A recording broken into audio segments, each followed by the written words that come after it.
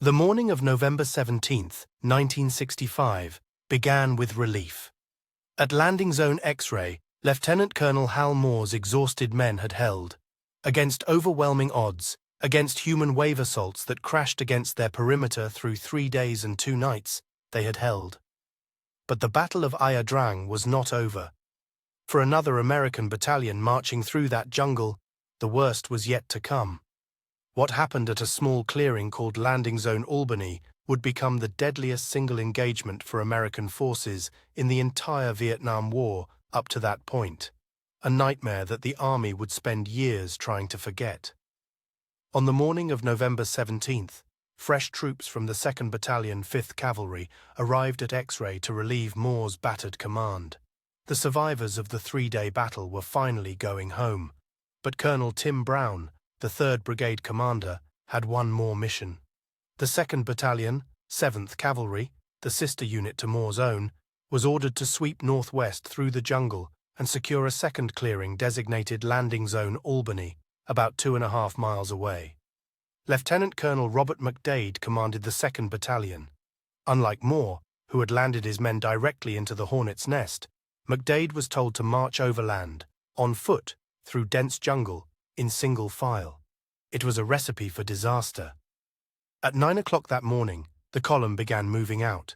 Alpha Company led, followed by the headquarters element, then Charlie Delta, and finally Alpha Company of the 1st Battalion, 5th Cavalry bringing up the rear.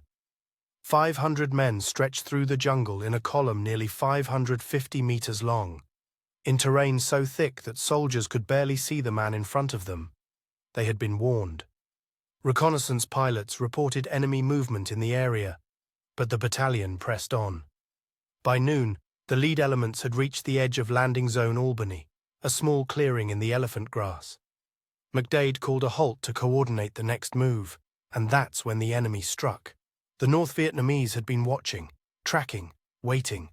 When McDade halted his column, he had unknowingly stopped his men directly in the middle of a battalion of the 66th Regiment, who were themselves moving toward X-Ray to reinforce their comrades. At 12:07 in the afternoon, the jungle exploded. Enemy soldiers rose from spider holes just meters away. There was no warning, no chance to form a perimeter. The fighting was immediate, intimate, and utterly chaotic. It was like a swarm of bees, one survivor remembered. They were everywhere. The North Vietnamese knew exactly what they were doing. Their commander, Lieutenant Colonel Nguyen Hu An, had learned a crucial lesson at X-Ray. American firepower was devastating at range. Artillery and airstrikes had shattered his assault waves. But at close quarters, the Americans couldn't use their biggest advantage without killing their own men. "Grab them by the belt buckle," An had ordered. "Fight so close that they cannot use their bombs and shells." At Albany, his men executed that doctrine perfectly. The fighting devolved into hand-to-hand combat.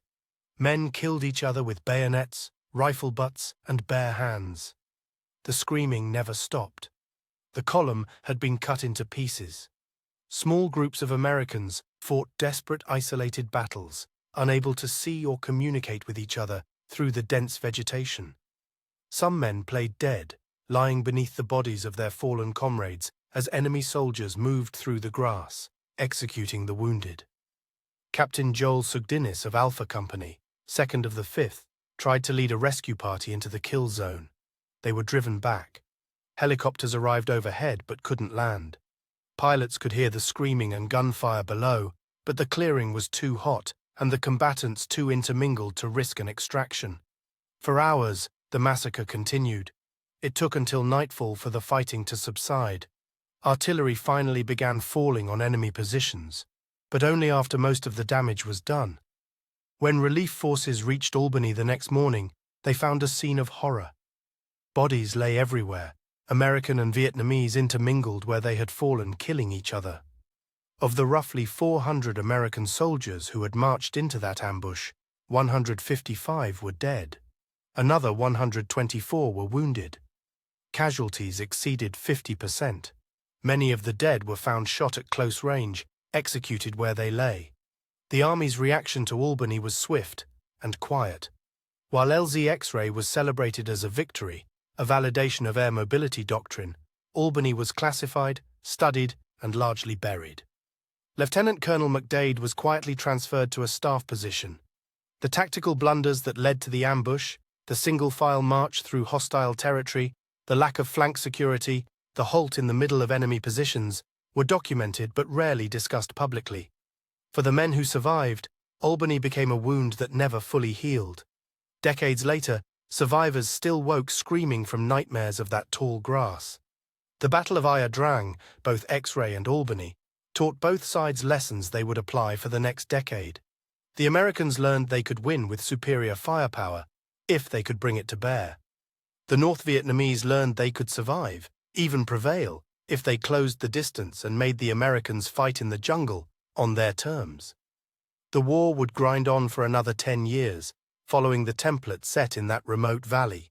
An endless cycle of air assaults and ambushes, body counts and booby traps. Joseph Galloway, who had survived X-Ray and witnessed the aftermath of Albany, called it the battle that convinced Ho Chi Minh he could win. He was right. Today, the Ia Drang Valley is quiet.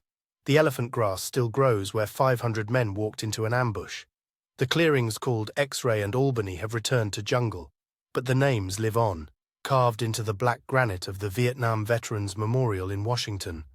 155 men who woke up that November morning expecting relief, who marched into tall grass and never came home.